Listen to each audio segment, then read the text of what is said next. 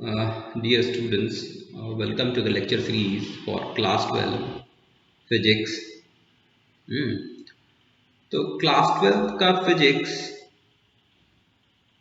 के बारे में थोड़ा पहले जानते हैं। क्या है सिलेबस, क्या है, पहले इसका सिलेबस देखते हैं। उसके बाद डिस्कशन करेंगे आगे क्या क्या इंपॉर्टेंट चैप्टर्स हैं या क्या स्ट्रेटजी हमारी होनी चाहिए, बोर्ड प्रिपरेशन के लिए हमारी क्या स्ट्रेटजी होनी चाहिए, कंपटीशन के लिए हमारी क्या स्ट्रेटजी होनी चाहिए, ये सब भी देखेंगे। पहले सिलेबस देखते हैं। क्लास 12 का सिलेबस है, हम देख रहे हैं। फर्स्ट चैप्टर जो है इलेक्ट्रोस्टैटिक जो फर्स्ट यूनिट है वो 15 मार्क्स का है। इसके बाद हमारा मैग्नेटिक इलेक्ट्रोस्टैटिक्स में ही इलेक्ट्रोस्टैटिक्स और करंट इलेक्ट्रिसिटी है, ये दो चैप्टर्स हैं, ये दोनों मिलकर के एक यूनिट है और ये दो मिलकर के 15 मार्क्स आपको दे जाते हैं। उसके बाद magnetic effects of current and magnetism है ये चैप्टर, ये यूनिट। इसमें दो चैप्टर्स हैं, चैप्टर 3 और चैप्टर 4। इसमें आपका magnetic effect of current and magnetism है और electromagnetic induction and alternating current है। ये आपको 16 मार्क्स दे जाते हैं बोर्ड में। इलेक्ट्रोस्टैट्स ये 15 मार्क्स। फिर उसके बाद इलेक्ट्रोमैग्नेटिक वेव्स है, इलेक्ट्रोमैग्नेटिक वेव्स, ऑप्टिक्स, ये दोनों मिलकर के 17 मार्क्स के होते हैं। उसके बाद आपका ये चैप्टर 7 और चैप्टर 8 ये मॉडर्न फिजिक्स में आता है। तो ये आपका ये दोनों मिल करके यहाँ तक ड्यूअल नेचर मैटर और एटम्स एंड न्यूक्लियाई, तो ये इसको मॉडर्न फिजिक्स का पार्ट है। ये इसको मॉडर्न फिजिक्स में क्लब करते हैं। मॉडर्न फिजिक्स में क्लब करते हैं। उसके बाद आपका इलेक्ट्रॉनिक डिवाइसेस है और कम्युनिकेशन सिस्टम है, ये दोनों मिलकर के आपको 12 मार्क्स के होते हैं। तो इसमें से कुछ टॉपिक्स हैं जो थ्योरेटिकल टॉपिक्स हैं, जैसे इलेक्ट्रॉनिक डिवाइसेस और कम्युनिकेशन सिस्टम्स, ये मोर और लेस थ्योरेटिकल रहता है, इतना मुश्किल नहीं है। फिर आपका ये मॉडर्न फिजिक्स का पार्ट है, इसके कुछ चैप्टर्स आप केमिस्ट्री में ही पढ़ते हैं, केमिस्ट्री के एटॉमिक स्ट्रक्चर और फिजिकल केमिस्ट्री में आप क्लास 11 क्लास 12 मिल करके ये आप केमिस्ट्री में भी पढ़ते हैं। फिर आपका इधर है ऑप्टिक्स है, तो ऑप्टिक्स में ray optics and optical instruments आप जो है अप टू क्लास 10 जो है आप आपने पढ़ाई की होगी, अप टू क्लास 10 आपने पढ़ाई की होगी, उसी का एडवांस लेवल रहेगा आपका, उसी को एडवांस करेंगे क्लास 12 में। तो ये ज़्यादा मुश्किल नहीं होगा।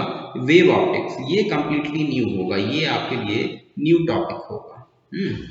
तो अब इसमें क्या चैलेंजेस हैं, तो ये न्यू टॉपिक है, लेकिन अगर आपने क्लास 11 में वेव्स अगर किया है, क्लास 11 में वेव्स अगर अच्छे से किया है, तो यहाँ भी आपको कोई ज़्यादा दिक्कत परेशानी होगी नहीं, उससे इजी है। केवल वेव का फंडामेंटल आपके पास होना चाहिए।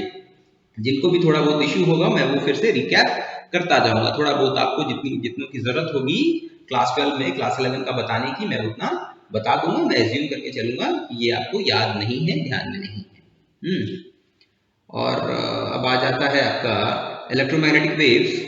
तो ये वाला टॉपिक आपका मोस्टली थ्योरेटिकल ही है, क्योंकि इसके पीछे के जो चैप्टर्स हैं ये अगर आपने ढंग से पढ़ा हुआ है तो इसमें आपको कोई परेशानी नहीं होगी, ये इजी चैप्टर है, इसमें ज़्यादा टाइम नहीं लगेगा।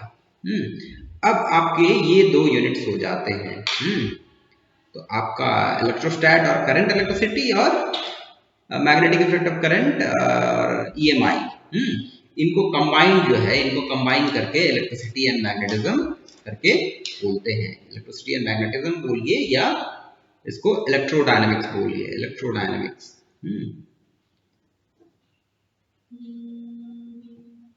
इलेक्ट्रोडायनेमिक्स। तो आपके ये चारों चैप्टर्स जो हैं, ये चारों चैप्टर्स ये कलेक्टिवली काफी इंपॉर्टेंट हो जाते हैं। Electrostatics, current, magnetic effect of current और इलेक्ट्रोमैग्नेटिक EMI AC। और इनका बेस जो है इलेक्ट्रोस्टैट ही है, यही इलेक्ट्रोस्टैटिक्स जो है आपका बेस है, इसका बेस है। अगर आपका ये चैप्टर सही से नहीं हो पाया, इसमें जो चीजें हैं वो आपको नहीं सही से समझ में आई तो आपकी ये चारों चैप्टर्स जो है इतने साउंड नहीं हो पाएंगे, इतने अच्छे नहीं हो पाएंगे। तो इन चारों चैप्टर्स को ये इम्पैक्ट करता है। उसके बाद ये आपके इलेक्ट्रोमैग्नेटिक वेव्स को भी इम्पैक्ट करेगा। ये 5वां चैप्टर पे भी आपका इफेक्ट पड़ेगा। उसके बाद आपका इधर का चैप्टर में भी आपको दिक्कत होगा। तो 12th में बहुत ध्यान देने वाली बात ये है कि आपको ये इलेक्ट्रोस्टैट्स जो है, इलेक्ट्रोस्टैटिक्स जो है, ये बहुत अच्छे से करना है। इसमें मैक्सिमम टाइम देना है इसको समझने में। इसको समझना बहुत इंपॉर्टेंट है और स्टूडेंट यहीं पे गलती कर जाते हैं, इस चैप्टर पे ज़्यादा कंसंट्रेट नहीं करते हैं क्योंकि इसमें आपकी काफ़ी सारे डेरिवेशंस हैं और जिनका कैलकुलस वीक होता है वो इनको अवॉइड करने लग जाते हैं। ऑब्वियस सी बात है कि कोई भी चीज़ हमको अगर डिफिकल्ट लगता है तो हमारा टेंडेंसी जो है, सबसे इजी टेंडेंसी हो जाता है स्किप करने का। हम स्किप करने लग जाते हैं, भागने लग जाते हैं उन चीज़ों से। तो इससे भागना नहीं है, ये बहुत इजी है। अगर आप ध्यान से पढ़ते हैं तो बहुत इजी है, बहुत मुश्किल नहीं है, कठिन नहीं है। बस सावधानी से पढ़ना है, इस पर कंसंट्रेट करके आपको ये चैप्टर काफ़ी अच्छे से करना है। और मैं भी जो पढ़ाऊंगा तो मैं मैक्सिमम टाइम इसी में दूंगा और उतना टाइम देने के बाद मैं एज्यूम करूंगा कि आप लोग को समझ में आ गया है और मेरा एजम्पशन रॉन्ग नहीं होना चाहिए। इसके लिए मैं होप करूंगा कि आप मुझे कोऑपरेट करेंगे, आप जो है उसको ढंग से पढ़ाई करेंगे, इसको ढंग से पढ़ेंगे, आप खुद को कोऑपरेट करें, खुद को हेल्प करना। ऑब्वियस सी बात है, मुझे कोऑपरेट करने से फायदा तो आपका ही है। आप खुद को हेल्प कर रहे हैं। तो ये चैप्टर बहुत अच्छे से करना है हमें इलेक्ट्रोस्टैट्स में। अभी मैक्सिमम टाइम मैं रिपीट करता हूँ, मैं मैक्सिमम टाइम इसी में दूंगा और एक एक डेरिवेशन करूंगा तो उसमें जो बातें बोलूंगा मैं, डेरिवेशन तो आपको बुक में भी मिल जाएगा। ये तो मतलब कोई मुश्किल चीज़ है नहीं। ऑब्वियसली हर टाइम स्टूडेंट के पास बुक तो होता ही है, बुक में कुछ लिखा हुआ, मैक्सिमम चीज़ें लिखी हुई होती ही हैं, लेकिन फिर भी डिफरेंस रिजल्ट में क्यों हो जाता है? किसी का अंडरस्टैंडिंग बेटर होता है, किसी का अंडरस्टैंडिंग उतना अच्छा नहीं हो पाता है। अंडरस्टैंडिंग में डिफरेंस जो है वो मार्क्स में डिफरेंस आपका क्रिएट करता है। अंडरस्टैंडिंग में जो डिफरेंस है मैं उसको लिखता हूँ, जो अंडरस्टैंडिंग में डिफरेंस है, अंडरस्टैंडिंग में डिफरेंस है वो रिजल्ट में डिफरेंस क्रिएट कर देता है। रिजल्ट में डिफरेंस ला देता है। किसी के ज़्यादा मार्क्स आते हैं, अच्छे मार्क्स आते हैं और किसी के नहीं आते हैं। तो ये हमारे लिए बहुत इंपॉर्टेंट है कि हम लोग एक साउंड अंडरस्टैंडिंग डेवलप करें। ये कैटेगरी हमारा इलेक्ट्रिसिटी एंड मैग्नेटिज्म वाला इलेक्ट्रोडायनेमिक्स हो गया। ये कलेक्टिवली जो है इलेक्ट्रोडायनेमिक्स है। इधर वाला पार्ट ऑप्टिक्स है, रे और वेव जो है ऑप्टिक्स, रे और वेव ऑप्टिक्स रे एंड वेव। और इधर जो है मॉडर्न हो गया। तो अगर इसका कैटेगराइजेशन हम करें, ग्रुपिंग करें, तो हमारा ब्रॉड 3 सब्जेक्ट्स में हम क्लास 12 के फिजिक्स को ब्रॉडली 3 ग्रुप्स में बांट सकते हैं। क्लास 12 का जो फिजिक्स है 3 ग्रुप्स। एक आपका इलेक्ट्रो डायनेमिक्स हो गया। सबसे ज्यादा समय इसी में लगने वाला है, प्रायोरिटी वाइज ये आपका सबसे ज्यादा इंपॉर्टेंट, सबसे ज्यादा कॉन्सेप्ट्स इसी में रहने वाले हैं। उसके बाद ऑप्टिक्स हो गया। तो ऑप्टिक्स में आपका 2 है, रे ऑप्टिक्स और वेव ऑप्टिक्स आपके लिए नया है, मैंने बोला हुआ है। और मॉडर्न फिजिक्स, इसको मैंने 3 में बांटा है। मॉडर्न फिजिक्स जो कि केमिस्ट्री बहुत सारी चीजें हमने इससे रिलेटेड पढ़ा होगा, पहले भी पढ़े हैं। तो इलेक्ट्रोडायनेमिक्स में हम लोग सबसे ज्यादा टाइम देंगे, थोड़ा ज्यादा समय लेंगे इसमें, और इसको हमने अच्छे से समझा तो आगे हमें दिक्कत होगा नहीं, चाहे वो बोर्ड हो जाए या आपका कंपटीशन का प्रिपरेशन हो जाए। सबसे ज्यादा मैथमेटिकल और कॉन्सेप्ट इन्वॉल्व क्वेश्चन इसी से आएंगे, इलेक्ट्रोडायनेमिक्स से ही आएंगे। इनके क्वेश्चन वेव के अच्छे रहेंगे कुछ, और मॉडर्न के इजी होंगे। अगर आपने पढ़ा हुआ है, बढ़िया से पढ़ा है, समझा है, तो ज्यादा मुश्किल, ज्यादा कठिन ये होंगे नहीं। ये आपको हम लोग इसमें ज्यादा समय देंगे और शुरुआत भी हम लोग इसी से करते हैं। इसी से शुरू करते हैं। इलेक्ट्रोडायनेमिक्स में जो पहला चैप्टर है इलेक्ट्रोस्टैटिक्स, इसे शुरू करेंगे। तो हमने क्लास 12 का सिलेबस देख लिया। और हम लोग बोर्ड के साथ साथ आईआईटी की भी तैयारी करेंगे। कंपटीशन के भी क्वेश्चंस मैं करते जाऊंगा, उनको मैं मार्क कर दूंगा कि this is important for competition. उसका कुछ लेक्चर दूंगा जिसमें वैसे क्वेश्चंस मैं सॉल्व करूंगा। और शुरुआत में आपके बोर्ड के लिए जो थ्योरी है वो दे दूंगा। और वही थ्योरी जो है ये एक मिथ है कि बोर्ड का प्रिपरेशन और आईआईटी जेईई का प्रिपरेशन में काफ़ी डिफरेंस है। स्टूडेंट सोचते हैं कि पहले अगर हम आईआईटी का तैयारी करने लग जाएंगे तो हमारा बोर्ड खराब हो जाएगा, +2 में हमें अच्छे नंबर नहीं आएंगे, जो कि एक मिथ है, मिथ्या है। क्योंकि बोर्ड में जो वही जेईई का भी सिलेबस वही है, डिफरेंट नहीं है। उसी में है कि आपको जो कॉन्सेप्ट्स हैं उसको बढ़िया से समझना है और उसके एप्लीकेशन, उस पर बेस्ड काफ़ी सारे सवाल आपको करने हैं। जितने ज़्यादा आप क्वेश्चंस उस पर करेंगे, जितना प्रैक्टिस करेंगे, तो वो कॉन्सेप्ट आपका उतना क्लियर होगा। तो वही आईआईटी के लिए है कि आपको प्रैक्टिस ज़्यादा करना पड़ेगा, बट बोर्ड के लिए वो उतना प्रैक्टिस आपको करने की ज़रूरत नहीं पड़ेगी। थ्योरेटिकल क्वेश्चन रहेंगे बोर्ड में, कुछ न्यूमेरिकल भी होंगे, लेकिन वो काफ़ी आसान होंगे। लेकिन जो आईआईटी में पूछे गए सवाल होंगे तो वो एक सवाल जो है कई कॉन्सेप्ट्स को इन्वॉल्व करके हो सकते हैं आपको। मान लीजिए कोई एक सवाल है और उसमें आपको 4-5 चैप्टर का कॉन्सेप्ट इन्वॉल्व है, तो अगर आपका उसमें से एक भी चैप्टर अगर वीक है तो वो सवाल आपसे बनेगा नहीं। तो यही डिफरेंस हो जाता है आईआईटी के क्वेश्चंस में और आईआईटी के प्रिपरेशन में और आपका बोर्ड का प्रिपरेशन में। तो मेरे साथ साथ तैयारी कीजिए, पढ़िए, कोई परेशानी होगी नहीं, कोई कठिनाई होगी नहीं। आप अगर बढ़िया से मुझे फॉलो करते हैं तो हम लोग, आप देखिएगा कि कैसे आईआईटी के भी क्वेश्चंस जो हैं कितनी इजीली हम लोग सॉल्व कर लेंगे। और इसके पीछे रीज़न क्या है कि अब वो आपका अप्रोच इम्पॉर्टेंट होता है कि किस क्वेश्चन को अगर आपने कॉन्सेप्ट अच्छे से समझा हुआ है तो आपका अप्रोच अगर बढ़िया है तो आप कितने भी कठिन सवाल होंगे, जितना भी कॉन्सेप्ट इन्वॉल्व होगा, आप इजीली उसको क्रैक कर लेंगे। और आपका कॉन्सेप्ट अगर क्लियर नहीं है तो आपको उसमें दिक्कत परेशानी हो जाएगी। तो चलिए हम लोग इलेक्ट्रोस्टैटिक्स जो कि पहला चैप्टर है उसको शुरू करते हैं। और मैं एज्यूम कर रहा हूँ कि वेक्टर आपने क्लास 11th में जो वेक्टर जो प्री रिक्विजाइट था वेक्टर मैथमेटिक्स, वो आपने पढ़ा होगा। और वेक्टर में जो आपका वेक्टर का एडिशन है, सब्सट्रैक्शन है, डॉट प्रोडक्ट है, क्रॉस प्रोडक्ट है, ये आपको अच्छे से आता होगा। और मैं सजेस्ट करूंगा आप अपना वेक्टर जो है एक बार रिकैप कर लीजिए, एक बार उसको फिर से पढ़ लीजिए। हालांकि मैं जो भी क्वेश्चन सॉल्व करूंगा तो उसमें मैं एक्सप्लेन करता जाऊंगा, कुछ रहेगा तो मैं उसको एक्सप्लेन करता जाऊंगा, but still I will suggest that you do a proper revision of vectors. It's very important. And calculus will be required. So calculus anyway you will be studying in class 12 in details, so that won't be an issue. But your vector should be, you should be confident or comfortable with vectors. Otherwise मेरा आप class 11 का lecture देख सकते हैं vector पे, जो मैं upload करूंगा वो आप उसको अपलोड किया हुआ रहेगा होगा, तो उसको आप फॉलो कर सकते, एक बार इसका रिकैप कर उसको देख करके रिवाइज कर सकते हैं।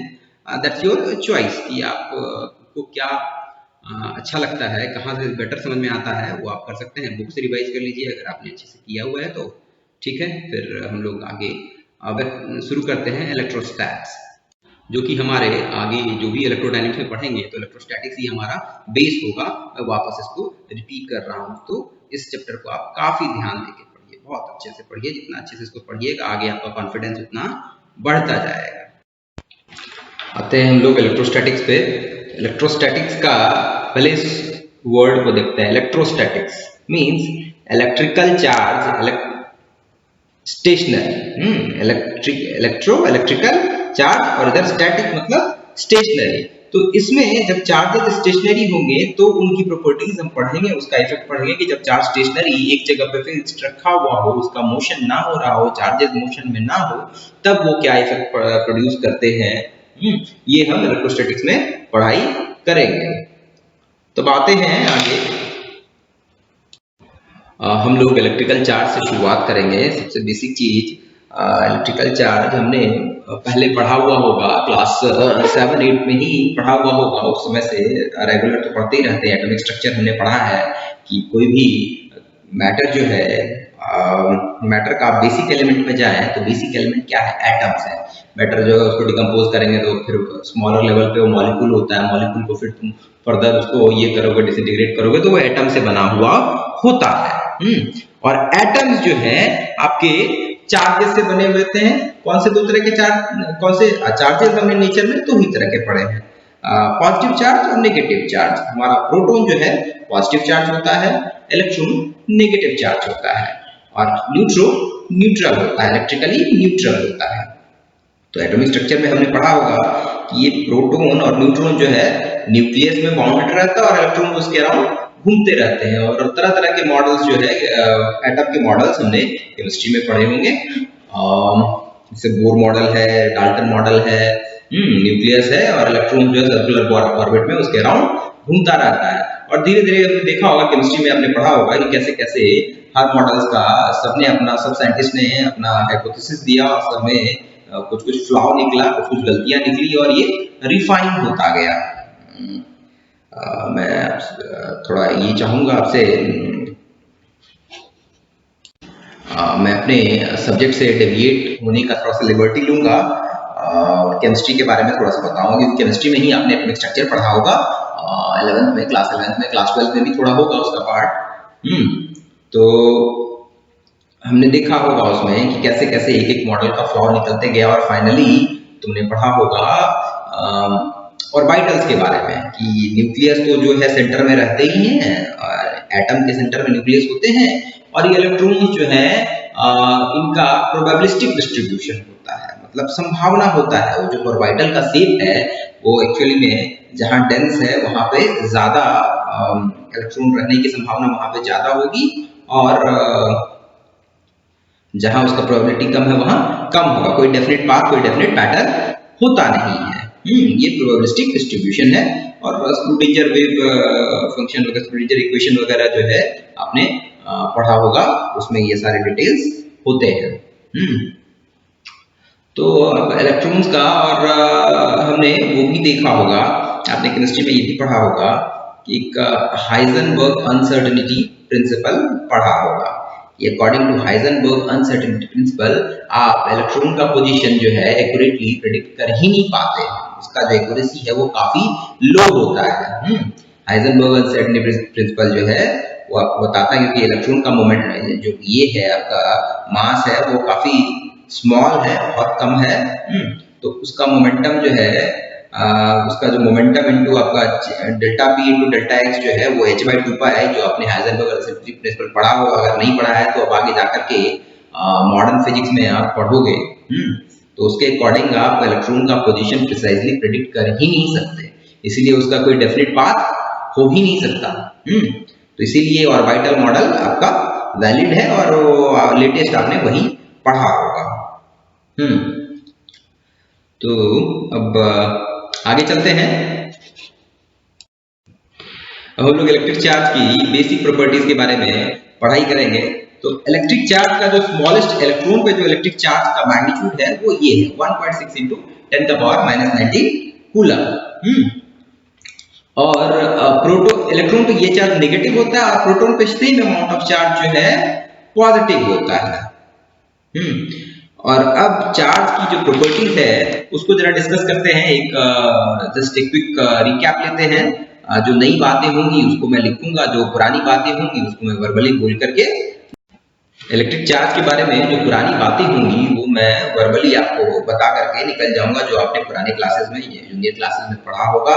जो नई चीजें हैं उसको मैं लेकर के आगे बढ़ूंगा। तो इलेक्ट्रिक चार्ज क्या है, ये हमने पढ़ा है कि like charges repel and unlike charges attract each other. अगर दो पॉजिटिव चार्जेस हैं तो दोनों एक दूसरे को रिपेल करेंगे, और दो अनलाइक पॉजिटिव नेगेटिव है तो वो अट्रैक्ट करेंगे, अनलाइक है तो वो अट्रैक्ट करेंगे। और ये चार्ज क्या है, कैसा क्वांटिटी है, तो ये स्केलर क्वांटिटी है। चार्ज स्केलर क्वांटिटी है, वेक्टर क्वांटिटी नहीं है। और चार्ज जो है दो टाइप के हैं, पॉजिटिव नेगेटिव, जैसा मैंने पहले ही बोल दिया है। और चार्ज जो है क्वांटाइज्ड होता है। अब जरा इसका मतलब समझते हैं, क्वांटाइजेशन का मतलब हम लोग समझते हैं। Charge is quantize, that means Q जो चार्ज का ये है वैल्यू है, Q जो है हमेशा इलेक्ट्रॉनिक चार्ज के इंटीग्रल मल्टीपल में होगा।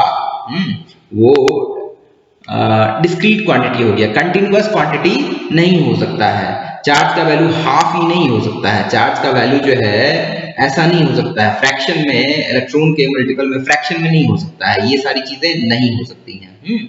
तो ये सारा जो है ये रॉन्ग है। चार्ज जो है हमेशा आपका इंटीग्रल मल्टीपल होगा, इंटीजर मल्टीपल होगा इलेक्ट्रॉनिक चार्ज का। इसी को बोलते हैं क्वांटाइजेशन, कि वो क्वांटिटी में बढ़ेगा, मतलब एक डेफिनेट क्वांटिटी में बढ़ेगा, क्वांटाइज्ड है। चार्ज के अलावा और क्या क्या चीजें क्वांटाइज्ड है? ये नहीं होगा, ठीक है। चार्ज के अलावा आपका क्या एनर्जी क्वांटाइज्ड है? एनर्जी जो है, मैं थोड़ा डेविएट कर रहा हूं, क्वांटाइजेशन आपको क्वांटाइजेशन बता रहा हूं। ये क्वांटाइजेशन में क्या क्या चीज जो है, क्या क्या फिजिकल चीजें जो हैं जो हम पढ़ते हैं वो क्वांटाइज है। तो एनर्जी भी है, एनर्जी भी क्वांटाइज होता है, एनर्जी भी क्वांटाइज होता है। और ये आपने पढ़ा होगा, या अगर नहीं पढ़ा है तो आगे पढ़ेंगे। चेंज इन एनर्जी जो है वो हमेशा आपका plus minus n h nu हो सकता है। और इसका स्मॉलेस्ट एनर्जी का जो स्मॉलेस्ट ये है क्वांटम ऑफ, ये आपका क्वांटम ऑफ चार्ज जो है वो ये हो गया, ये इलेक्ट्रॉन हो गया, एक इलेक्ट्रॉन का चार्ज जो है वो क्वांटम ऑफ चार्ज हो गया, ये आपका क्वांटम ऑफ चार्ज हो गया, इसका बेसिक यूनिट सबसे स्मॉलेस्ट, ये क्वांटम ऑफ चार्ज हो गया क्यू। और एनर्जी का क्वांटम हो गया एच न्यू, एच न्यू, ये आपका क्वांटम ऑफ एनर्जी हो गया।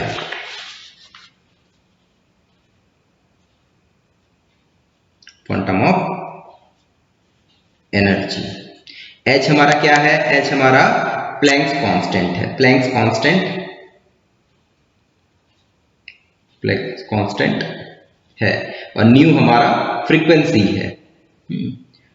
तो एनर्जी का चेंज जो है, एनर्जी का रिलीज या एनर्जी का एब्जॉर्प्शन, वो कोई भी चीज क्या करेगी, एनर्जी को या तो एब्जॉर्ब करेगी या तो छोड़ेगी, रिलीज करेगी। तो वो हमेशा एच न्यू के इंटीग्रल मल्टीपल में होगा। जैसे हमारा यहाँ चार्ज जो है इलेक्ट्रॉनिक चार्ज के इंटीग्रल मल्टीपल में था, वही एनर्जी भी जो है एच न्यू के इंटीग्रल मल्टीपल होगा, यानी इसके क्वांटम के इंटीग्रल मल्टीपल में होगा। इसका क्वांटम है ये एच, इसके इंटीग्रल मल्टीपल में, इंटीजर मल्टीपल में है। तो ये फ्रैक्शन यहाँ भी नहीं हो सकता है, ये जो है डेल्टा ई जो है not equal to half h nu, ये ऐसा नहीं हो सकता है, या प्लस माइनस 3/5 एच न्यू, कोई भी फ्रैक्शन नहीं हो सकता है। ये चीजें गलत है, अगर इसको कोई लिखते हैं तो वो रॉन्ग है, ये भी सॉरी, इसको मैं बता गया, ये क्वांटम, क्वांटम ऑफ ये, तो ये सही है। अब जो है, अब जरा मास के बारे में पढ़ते हैं। क्या मास क्वांटाइज है? Is mass quantize? लिखता हूं, क्या मास क्वांटाइज है? मास भी क्या किसी चीज के इंटीग्रल मल्टीपल में होता है? Is mass quantize? इसका आंसर है ये हमको नहीं पता है, नॉट येट नोन। अभी तक हमको मास का क्वांटम पता नहीं है, क्वांटम ऑफ मास जो है नहीं पता है, नॉट येट नोन, ये हमको पता नहीं है। अब एक और क्वांटिटी हमने देख लिया, चार्ज क्वांटाइज्ड है, एनर्जी क्वांटाइज्ड है, मास का क्वांटम जो है हमको पता नहीं है, हमको अभी तक मालूम नहीं है।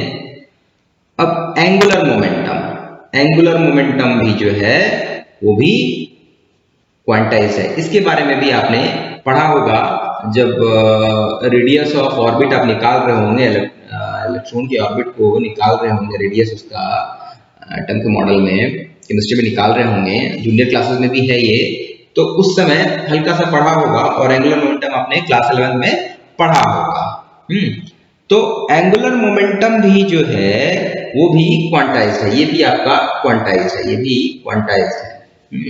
तो एंगुलर मोमेंटम जो है आपका क्वांटाइज है, और इसको, ये एंगुलर मोमेंटम जो है आपका इंटीग्रल मल्टीपल ऑफ h/2π हो जाएगा। इसका क्वांटम जो है, क्वांटम एंगुलर मोमेंटम का क्वांटम जो है, स्मॉलेस्ट यूनिट जो है वो h/2π है। h/2π, h हमारा प्लैंक्स कांस्टेंट है, 2π। एंगुलर मोमेंटम भी जो है क्वांटाइज्ड है, इज क्वांटाइज्ड, क्वांटम लिख दिया मैंने, हो गया यानी क्वांटाइज्ड है, ठीक है। तो ये सब कंटिन्यूअसली वैरी नहीं की जा सकती है, कंटिन्यूअसली इसको घटाया बढ़ाया नहीं जा सकता है। इसी के इंटीग्रल मल्टीपल में ये एंगुलर मोमेंटम भी हमारा होगा, इंटीजर मल्टीपल में होगा। अब चार्ज की अगली प्रॉपर्टी को देखते हैं। हमने चार्ज का क्वांटाइजेशन देख लिया। अब एक ये प्रॉपर्टी है कि चार्ज जो है कंजर्व्ड होता है। ये हमने पहले भी पढ़ा होगा। चार्ज जो है कंजर्व होता है, इसको हम लोग क्रिएट या डिस्ट्रॉय नहीं कर सकते हैं। इसको हम लोग क्रिएट या डिस्ट्रॉय नहीं कर सकते हैं। कहने का अर्थ ये हुआ कि अगर कोई आइसोलेटेड सिस्टम है, आइसोलेटेड सिस्टम का क्या मतलब, जो आइसोलेटेड है, सपोज हमने एक आइसोलेटेड सिस्टम बनाया और ये आइसोलेटेड ऐसे है कि ये इसका बाउंड्री जो है रिजिड है, बाउंड्री रिजिड है, इससे उसमें से कोई चीज अंदर या बाहर नहीं जा सकती। तो इसके अंदर का चार्ज जो है वो इसके अंदर का चार्ज जो है वो क्या होगा, कांस्टेंट होगा। आइसोलेटेड सिस्टम का चार्ज जो है, चार्ज इन, क्योंकि बाहर ना तो बाहर जा सकता है चार्ज, ना अंदर आ सकता है, इसीलिए charge in isolated system will remain constant. Isolated system में चार्ज है वो कांस्टेंट होगा। ये आइसोलेटेड सिस्टम है हमारा।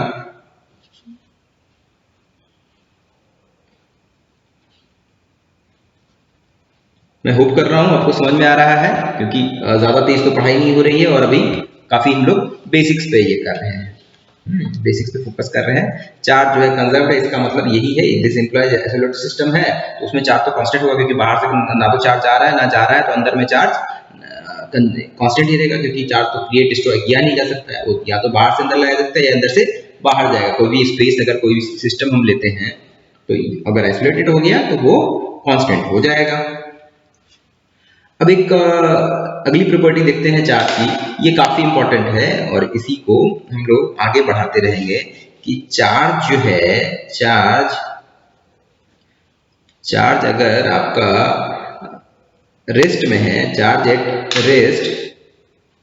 रेस्ट में है, तो ये आपका इलेक्ट्रिक फील्ड प्रोड्यूस करता है। इलेक्ट्रिक फील्ड प्रोड्यूस करता है, आगे हम इसको एक्सप्लेन करेंगे। इलेक्ट्रिक फील्ड, चार्ज जो है अपने अराउंड इलेक्ट्रिक फील्ड प्रोड्यूस करता है और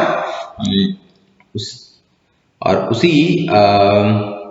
इलेक्ट्रिक फील्ड के कारण जो है दूसरे चार्ज पे फोर्स एक्सर्ट होता है, ये हम आगे एक्सप्लेन करेंगे। तो रेस्ट में अगर चार्ज है वो केवल इलेक्ट्रिक फील्ड प्रोड्यूस करता है, और अगर चार्ज जो है आपका चार्ज पार्टिकल लिखते हैं। चार्ज पार्टिकल क्या हो सकता है, इलेक्ट्रॉन, प्रोटॉन या इंटीजर मल्टीपल ऑफ इलेक्ट्रॉन, क्यों कुछ होगा जिसका कुछ एक फिक्स्ड अमाउंट ऑफ चार्ज होगा, एक गिवन अमाउंट ऑफ चार्ज होगा। और अगर चार्ज पार्टिकल जो है अनएक्सेलरेटेड मोशन में है, दैट मीन्स इसका वेलोसिटी जो है अगर कांस्टेंट है, मतलब वेलोसिटी कांस्टेंट है तो अनएक्सेलरेटेड हुआ कि उसका एक्सेलरेशन नहीं हो रहा है, that means change in velocity जो है इसका जीरो हो, delta P vector zero, velocity का चेंज नहीं हो रहा है, अनएक्सेलरेटेड मोशन में है। तो वैसा चार्ज क्या करेगा, वैसा चार्ज प्रोड्यूसेस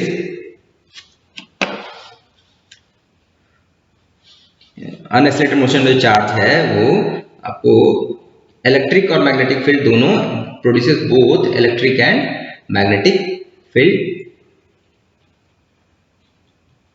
अराउंड इट, ठीक है। इलेक्ट्रिक मैग्नेटिक फील्ड दोनों प्रोड्यूस करते हैं। अगर चार्ज आपका अनएक्सेलरेटेड मोशन है तो इलेक्ट्रिक मैग्नेटिक फील्ड दोनों प्रोड्यूस करता है, but does not energy radiate नहीं करता है। इलेक्ट्रिक मैग्नेटिक फील्ड दोनों प्रोड्यूस करेगा लेकिन एनर्जी रेडिएट नहीं करेगा, एनर्जी का लॉस नहीं होगा, बाहर एनर्जी नहीं देगा, डजंट रेडिएट एनर्जी। ये काफी इंपॉर्टेंट है, इसी का एक्सप्लेनेशन होता रहेगा आगे के चैप्टर्स में। और थर्ड, अगर आपका चार्ज एक्सेलरेटेड है, थर्ड जो है चार्ज जो है अगर आपका चार्ज पार्टिकल का देख लीजिए हमने, रेस्ट में है, फिर रेस्ट में स्टैटिक है तो इलेक्ट्रिक प्रोड्यूस करेगा, अनएक्सेलरेटेड मोशन है तो इलेक्ट्रिक और मैग्नेटिक फील्ड दोनों प्रोड्यूस करेगा लेकिन एनर्जी रेडिएट नहीं करेगा। लेकिन अगर एक्सेलरेटेड चार्ज पार्टिकल है, चार्ज पार्टिकल अगर जो है एक्सेलरेटेड है, दैट मींस उसका एक्सेलरेशन फिनाइट है, एक्सेलरेशन हो रहा है, एक्सेलरेटेड है, तो एक्सेलरेटेड चार्ज पार्टिकल क्या करेगा, आपका इलेक्ट्रिक फील्ड भी प्रोड्यूस करेगा, both electric field plus magnetic field भी प्रोड्यूस करेगा और इसके साथ ही एनर्जी भी रेडिएट करेगा, एंड ऑल्सो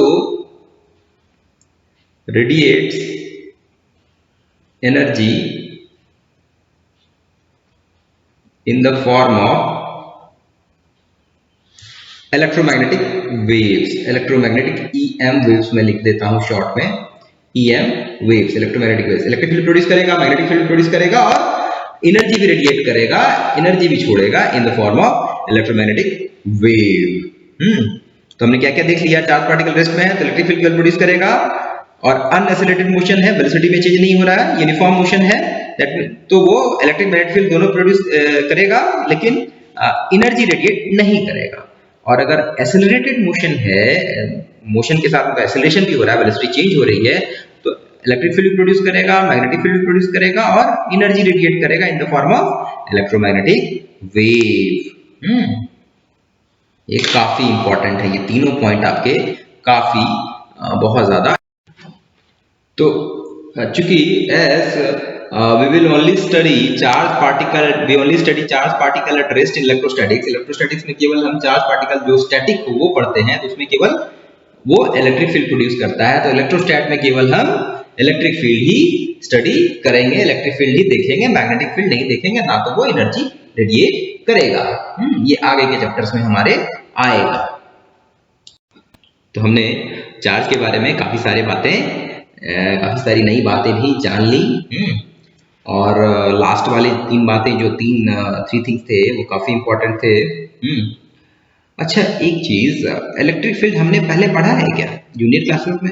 उसका कुछ बेसिक आइडिया आपको होगा, अगर नहीं भी है तो कोई बात नहीं, उसको तो नहीं हम लोग अच्छे से अब पढ़ेंगे। जो भी आप जूनियर क्लासेस में पढ़ते हैं टिल क्लास 10, तो वो सब जस्ट एक बेसिक ही होता है, उसको आप 11th 12th में अच्छे से थोड़ा ओपन अप होकर के, क्योंकि 11th 12th में आप जो मैथ्स पढ़ते हैं वो थोड़ा डेवलप्ड मैथ्स होता है, तो आप उसको इन डेप्थ स्टडी कर सकते हैं। तो जो टर्म्स होंगे तो मोस्टली टर्म से आप अवेयर होंगे, और नहीं भी हैं तो कोई बात नहीं, घबराने की बात नहीं है, भूल जाते हैं, भूलना हमारा व्हाट टू से, भूलना हमारा राइट है, परम धर्म है भूलना। अगर हम भूलेंगे नहीं तो नई चीजें हम जानेंगे कैसे? तो कुछ चीजें नहीं भूलनी चाहिए, वो तब आप नहीं भूल पाएंगे जब उसका बार बार एप्लीकेशन होगा, बार बार आपको वो रिमाइंड कराया जाएगा। एनीवे, इसमें एक चीज हमने देखा कि इलेक्ट्रिक फील्ड तो ठीक है, वो हमने ये किया होगा कि इलेक्ट्रिक चार्ज के अराउंड जो है इलेक्ट्रिक फील्ड रहता है, ये थोड़ा बहुत आपने जूनियर क्लासेस में देखा होगा। मैग्नेटिक फील्ड जो है, मैग्नेट के अराउंड आपने सुना होगा, पढ़ा होगा, जो भी किया होगा कि मैग्नेट के अराउंड जो है मैग्नेटिक फील्ड रहता है। और एक ओयरस्टेड का एक्सपेरिमेंट के बारे में भी आपने पढ़ा होगा कि इलेक्ट्रिक करंट कैरिंग वायर के अराउंड, जो वायर अगर इलेक्ट्रिक करंट कैरी कर रहा है तो उसके अराउंड आप मैग्नेटिक कंपास लेकर के जाते हैं तो आपका मैग्नेटिक नीडल जो है डिफ्लेक्ट हो जाता है। जो नॉर्मली आपका कंपास जो है अर्थ के नॉर्थ पोल की तरफ पॉइंट करता है, वो उस जगह जाकर के आप अगर इलेक्ट्रिक करंट कैरिंग वायर के पास लेकर के जाते हैं तो उसका डायरेक्शन चेंज हो जाता है, और वो आपका, और वो उस डायरेक्शन से हमने ये किया था जूनियर क्लासेस में, हमने पढ़ा होगा एससी ओयरस्टेड का एक्सपेरिमेंट, जिसमें इलेक्ट्रिक करंट कैरिंग वायर के अराउंड कंपास ले जा करके हमने मैग्नेटिक फील्ड लाइंस ट्रेस किया था, मैग्नेटिक फील्ड हमने ट्रेस किया था कि ऐसा मैग्नेटिक फील्ड होता है, क्योंकि इलेक्ट्रिक करंट कैरिंग वायर जो है वो खुद का मैग्नेटिक फील्ड प्रोड्यूस करता है, और अर्थ का मैग्नेटिक फील्ड भी पहले से है, तो दो मैग्नेटिक फील्ड वहां पे हो गए और दोनों ही वेक्टर क्वांटिटी हैं। और उनका सुपरपोजिशन होता है और रिजल्टेंट मैग्नेटिक फील्ड जो है, रिजल्टेंट मैग्नेटिक फील्ड के डायरेक्शन में आपका कंपास जो है पॉइंट करता है। इसीलिए कंपास आपका अर्थ के नॉर्थ पोल को पॉइंट नहीं कर रहा होता है। वो रिजल्टेंट जो ऐड होकर के सुपरपोजिशन होकर के जो मैग्नेटिक फील्ड हुआ उसकी तरफ पॉइंट कर रहा होता है। अब एक और नई बात, इलेक्ट्रोमैग्नेटिक वेव्स। आपने इसके बारे में पहले पढ़ा है तो अच्छी बात है, नहीं पढ़ा है तो मैं एक इंट्रोडक्शन देता हूँ, रियल लाइफ के एग्जांपल्स बताता हूँ। तो अब जिनके घर पे आप जैसे YouTube को देख पा रहे हैं, YouTube पे मेरे लेक्चर्स देख रहे हैं या ऑनलाइन मुझे देख रहे हैं, तो ये कैसे जा रहा है, ये डेटा, ये मेरा वीडियो जो है क्या है, वो डेटा ही है। अगर कंप्यूटर के इसमें आप देखें तो कंप्यूटर के टर्म्स में ये सारे के सारे जो भी मैं बोल रहा हूँ ये सब कुछ बाइनरी है। ये सब 1010 में ही कंप्यूटर कन्वर्ट करके स्ट्रीम करता है, भेजता है आपको, क्योंकि कंप्यूटर केवल बाइनरी समझता है। तो ये आप तक पहुंच कैसे रहा है ये डेटा? क्या यूज कर रहे हैं? Electromagnetic wave. ये कम्युनिकेशन के लिए हम इलेक्ट्रोमैग्नेटिक वेव भी यूज कर रहे हैं, चाहे वो आप टीवी देख रहे हो, चाहे आप मुझे ऑनलाइन ये कर रहे हैं, तो या आप मोबाइल फोन यूज करते हैं, तो मैक्सिमम घर में बहुत सारी चीजें जो हैं जो आप इलेक्ट्रोमैग्नेटिक वेव उसमें यूज करते हैं। इलेक्ट्रोमैग्नेटिक वेव के कारण ही ये इतना कम्युनिकेशन पॉसिबल हो पाया है कि हम एयर में अपने डेटा को भेज पाते हैं। लाइट क्या है? लाइट भी हमने पढ़ा होगा कि लाइट एक इलेक्ट्रोमैग्नेटिक वेव है। साउंड क्या है? साउंड क्या है? क्या वो भी इलेक्ट्रोमैग्नेटिक वेव है? नहीं, वो मैकेनिकल वेव है, वो प्रेशर वेव है। ये सब साउंड तो आपने पढ़ा ही होगा, क्लास 11th में अच्छे से पढ़ा होगा कि वो कैसे आपका साउंड जो है मैकेनिकल वेव है और आपका वो कैसा वेव है, ट्रांसवर्स वेव है या लॉन्गिट्यूडनल वेव है? ये लॉन्गिट्यूडनल वेव है। मैं थोड़ा आपका 11th का भी रिवीजन करा दे रहा हूँ, कुछ चीज़ें बता दे रहा हूँ, क्योंकि 11th के बाद आप 12th में आए हैं तो हो सकता है कुछ चीज़ें मैं इनसे स्लिप हो गई हूँ, तो उन बातों को मैं जो बातें ज़्यादा इंपॉर्टेंट है उन्हें बार बार रिपीट करनी चाहिए ताकि वो हमें हमेशा ध्यान रहे। तो साउंड भी जो है वो मैकेनिकल वेव है, और साउंड क्या है? वो प्रेशर और डेंसिटी का, मीडियम के प्रेशर और डेंसिटी का फ्लक्चुएशन है। और साउंड के लिए मैकेनिकल वेव है, साउंड को ट्रेवल करने के लिए मटेरियल मीडियम चाहिए ही चाहिए। बिना मीडियम के साउंड ट्रेवल नहीं कर सकता है। आप स्पेस में जाएंगे और बोलेंगे तो आपकी आवाज को आपके सामने वाला, आपके साथ में गया हुआ आदमी, गया हुआ पर्सन जो है, पर्सन और एनी लिविंग थिंग वो सुन नहीं पाएंगे, क्योंकि ये मैकेनिकल वेव है। इसके लिए एक मीडियम चाहिए। हम जब बोलते हैं तो हमारे आगे जो हम बोलते हैं तो हम क्या करते हैं, माउथ का, हमारा लिप्स का मोशन हो रहा है, ठीक है, और हम सामने वाली हवा पे को प्रेशराइज कर रहे हैं, उसको एक एनर्जी दे रहे हैं। अब वो एनर्जी, वो हवा जो है वाइब्रेट करके वो पार्टिकल्स, एयर पार्टिकल्स अपने बाजू वाले को एनर्जी दे रहे हैं, मोमेंटम दे रहे हैं। वेव क्या है? Transfer of energy and momentum, और transport of energy and momentum. तो मैकेनिकल वेव में एनर्जी के ट्रांसपोर्ट और मतलब ट्रांसपोर्ट, एनर्जी और मोमेंटम को ट्रांसपोर्ट करने के लिए हमको मीडियम चाहिए ही चाहिए, क्योंकि हम मीडियम के पार्टिकल्स को एनर्जी देते हैं और एनर्जी देते हैं और मोमेंटम देते हैं। अभी जैसे मैं बोल रहा हूँ तो अपने मेरे सामने जो एयर पार्टिकल्स हैं उसको मैं प्रेशराइज कर रहा हूँ, उसको एक वेलोसिटी दे रहा हूँ, पुश दे रहा हूँ, मोमेंटम दे रहा हूँ, उसको एक एनर्जी दे रहा हूँ, और वो अपने बगल वाले पार्टिकल को एनर्जी दे रहा है, और इस तरह से मेरी आवाज आगे जा पा रही है। इस तरह से आप जो है एक दूसरे की आवाज को सुन पाते हैं, जो कि अगर मटेरियल मीडियम ना हो तो वो एनर्जी कैरी करने वाला आपका कोई रहेगा नहीं। साउंड तो ठीक है कि साउंड नहीं सुनाई देगा, लेकिन लाइट कैसे आ जाता है? लाइट का नेचर क्या है? लाइट इलेक्ट्रोमैग्नेटिक वेव है, जो मैंने अभी तुरंत थोड़ी देर पहले आपको बताया। लाइट को ट्रैवल करने के लिए मटेरियल मीडियम नहीं चाहिए, इसको मटेरियल मीडियम नहीं चाहिए। और आगे हम लोग पढ़ेंगे कि लाइट जो है क्या है, light is composed of electric and magnetic field. Electric और मैग्नेटिक फील्ड आपस में ऑसिलेट करते रहते हैं। जैसे हमारा मैकेनिकल वेव में मीडियम के पार्टिकल्स का ऑसिलेशन होता है, वैसे इलेक्ट्रोमैग्नेटिक वेव में इलेक्ट्रिक फील्ड और मैग्नेटिक फील्ड का ऑसिलेशन होता है। और उस तरह से ये ट्रैवल करता है। इलेक्ट्रिक फील्ड का ऑसिलेशन मैग्नेटिक फील्ड के ऑसिलेशन के परपेंडिकुलर होता है। और direction of travel of electromagnetic wave जो है, direction of travel of light जो है, वो आपका इलेक्ट्रिक फील्ड के ऑसिलेशन के डायरेक्शन और मैग्नेटिक फील्ड के ऑसिलेशन के डायरेक्शन भी परपेंडिकुलर होगा। ये सब मैं वर्बली बोल रहा हूं, अगर आपको नहीं भी समझ में आ रहा है तो घबराइए नहीं, ये सब चीजें हम लोग डिटेल्स में पढ़ेंगे। मैं जस्ट एक आपको, आज पहली क्लास है तो थोड़ा अगर किन्हीं को थोड़ा बहुत किन्हीं ने पहले पढ़ा होगा, कुछ बातें क्लियर नहीं होंगी, तो मैं बस वो कॉन्सेप्ट जो है, वो बातें जो है आपका जो आपका अंडरस्टैंडिंग है उसको क्लियर करने की कोशिश कर रहा हूँ।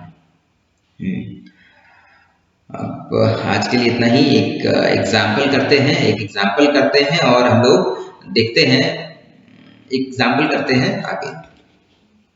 अच्छा, चार्ज का SI यूनिट क्या है? SI यूनिट ऑफ चार्ज जो है, SI यूनिट ऑफ चार्ज ये हमें पता है, हमने पहले जूनियर क्लासेस में पढ़ा है। SI यूनिट ऑफ चार्ज जो है कूलम है, कूलम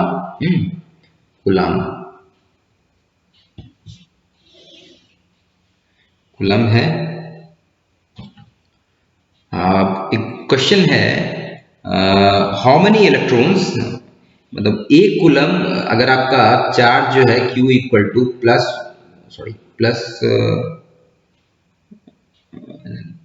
नहीं, चार्ज जो है पॉजिटिव नहीं है, Q इक्वल टू अगर आपका -1 कूलम है, एक कूलम नेगेटिव चार्ज है, तो इसमें कितने इलेक्ट्रॉन्स होंगे? हाउ मेनी इलेक्ट्रॉन्स, क्वेश्चन है, how many electrons make 1 coulomb of negative charge, यही क्वेश्चन है। तो इसको जरा देखते हैं कि एक कूलम में -1 कूलम नेगेटिव चार्ज में कितने इलेक्ट्रॉन्स होंगे। तो ये हमारा चार्ज है, और इलेक्ट्रॉन का चार्ज, एक इलेक्ट्रॉन का चार्ज जो है कितना हो जाएगा, ये जो है Q ऑन इलेक्ट्रॉन लिखते हैं, Q इलेक्ट्रॉन, जो कि आपका -e होता है, यानी -1.6 इंटू 10 का पावर -19 कूलम है। तो एक इलेक्ट्रॉन में इतना नेगेटिव चार्ज है, तो एक कूलम नेगेटिव चार्ज में कितने इलेक्ट्रॉन्स होंगे? तो ये हो जाएगा, जो आपका Q है वो n टाइम्स Q इलेक्ट्रॉन होगा। इंटीजर मल्टीपल ऑफ ये होगा, तो कितने इलेक्ट्रॉन्स होंगे, यही n हमको ये n निकालना है। कंफ्यूजन अवॉइड करने के लिए इसको कैपिटल Q कर देते हैं, कैपिटल Q यानी ये चार्ज है, और स्मॉल q इलेक्ट्रॉन है, ठीक है। तो नंबर ऑफ इलेक्ट्रॉन्स जो है capital Q by small q हो गया, Q इलेक्ट्रॉन हो गया। तो n हमारा हो जाएगा -1 बाय -1.6 इंटू 10 का पावर -19, ये गया, और ये हमारा 10 का पावर 19 बाय 1.6 हो गया, जो कि आ जाएगा हमारा 6.25 इंटू 10 का पावर 18, इतने इलेक्ट्रॉन्स हो जाएंगे। n का वैल्यू जो है हमारा ये हो गया, कितने इलेक्ट्रॉन्स जो हैं, इतने एक कूलम ऑफ नेगेटिव चार्ज में हमारा 6.25 इंटू 10 का पावर 18 इलेक्ट्रॉन्स के चार्ज हैं। तो आप इमेजिन कर सकते हैं कि ये एक कूलम चार्ज जो है ये कितना बड़ा क्वांटिटी है, ये कितना बड़ा चार्ज है, चार्ज का ये कितना बड़ा क्वांटिटी है।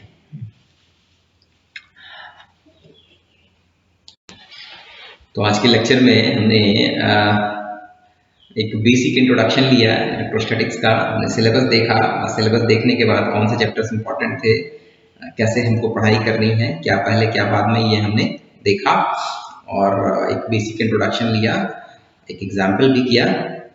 तो आज के क्लास में बस इतना ही। मैं सजेस्ट करूंगा कि आप एनसीईआरटी बुक क्लास 12 का उठाइए, उसको स्टडी कीजिए, उसको पढ़िए, थोड़ा एक पहले से पढ़ के मेरे लेक्चर्स को देखिएगा तो आपको ज़्यादा बेटर समझ में आएगा और डाउट भी होगा। जो आप पूछने से अगर जितना डाउट आपको होगा, आपका अंडरस्टैंडिंग उतना बढ़ेगा। तो एनसीईआरटी के एग्जाम्पल्स जो हैं उसको सॉल्व कीजिए, पढ़िए, उसको रीडिंग मारिए और रीडिंग मारने के बाद कुछ एग्जाम्पल्स हैं उसको सॉल्व कीजिए। अनसॉल्व एक्सरसाइजेज हैं, जितनी चीज़ें मैंने बताई हैं इस पे बेस्ड जो अगर कुछ हैं तो उसको सॉल्व कीजिए और उसके आगे भी करने की कोशिश कीजिए। हमेशा को ट्राई करना चाहिए। जितना आप ट्राई कीजिएगा, जितना आप खुद से मेहनत कीजिएगा, उतना तुम्हारा अंडरस्टैंडिंग बढ़ेगा और उतना तुमसे उतना तुम्हें एक्चुअली देखो देखिए लाइफ क्या है। लाइफ में हम क्यों इतनी पढ़ाई कर रहे हैं, इतने सवाल, इतने क्वेश्चंस क्यों कर रहे हैं? क्या लाइफ में जब हम प्रैक्टिकली लाइफ बोल रहा हूँ, आप प्रोफेशनल करियर में आप क्या करने वाले हैं? क्या ये क्वेश्चन सॉल्व करने वाले हैं? नहीं। अगर आप उस प्रोफेशन में जाते हैं तब आप क्वेश्चन सॉल्व करेंगे, नहीं तो आपके प्रॉब्लम्स वैसे होंगे जिनका सॉल्यूशन कहीं होगा नहीं। तो just on the basis of your thinking and analyzing power and logic, you will try to find an optimum solution or the best possible solution for the given problem, for the given job. तो ये सारी चीजें जो हो रही है ये हमारा अंडरस्टैंडिंग बढ़ाने के लिए हो रहा है, नेचर के बारे में हमारा अंडरस्टैंडिंग बढ़ाने के लिए हो रहा है। ये सब एक ABC हो गया उसका। तो ठीक है, आज के लेक्चर में इतना ही रहने देते हैं। नेक्स्ट डे हम लोग इसको आगे बढ़ाएंगे। Thank you for your patience.